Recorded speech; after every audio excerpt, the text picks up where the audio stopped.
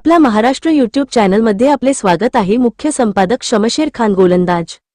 मराठी शाळा बंद नव्हे, कन्नड शिक्षक द्या, सीमा भागातील मराठी विद्यार्थ्यांवर अन्याय नको, रामविलास नावंदर खेरडेकर। बिदर जिल्ह्यातील मराठी माध्यमिक शाळा बंद करण्याची मागणी करणाऱ्या आमदारांनी आधी सीमा भागातील वास्तव समजून घ्यावे, अशी तीव्र भूमिका सामाजिक कार्यकर्ते रामविलास नावंदर खेरडेकर यांनी मांडली आहे।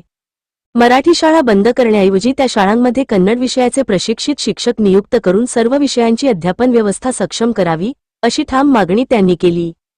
सीमा भागातील तब्बल 865 गावे मराठी भाषिक असून येथील विद्यार्थ्यांना मातृभाषेत शिक्षणासोबतच कर्नाटक राज्यातील नोकऱ्यांसाठी आवश्यक असलेले कन्नड भाषाज्ञान मिळणे अत्यावश्यक आहे। त्यामुळे धोरण बंद नव्हे तर बळकटीकरण असावे, असे त्यांनी स्पष्ट केले। खेरडेकर म्हणाले की मराठी भाषिक भागात अनेक विद्यार्थी उच्च शिक्षण घेत असून काही जण शेजारील राज्यात शिक्षक म्हणूनही कार्यरत आहेत। तरीही मराठी शाळांमध्ये कन्नड विषयाचे शिक्षक उपलब्ध नसल्याने विद्यार्थ्यांचे भवितव्य अडचणीत येत आहे।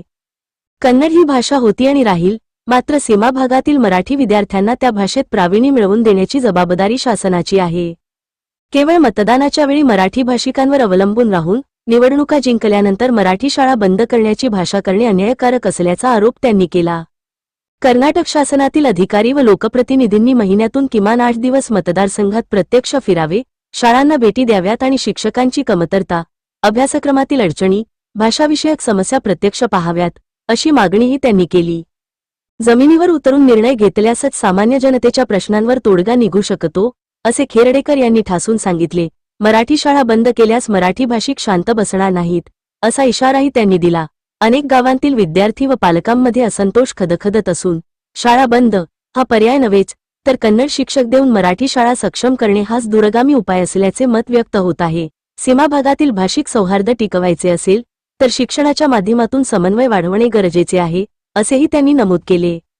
दरम्यान मराठी माध्यमिक शाळा बंद करण्याबाबत वक्तव्य करणाऱ्या शरणू सलगर यांनीही सीमा भागातील शाळांची पाहणी करून शिक्षक भरतीबाबत ठोस निर्णय घ्यावा, अशी अपेक्षा व्यक्त होत आहे।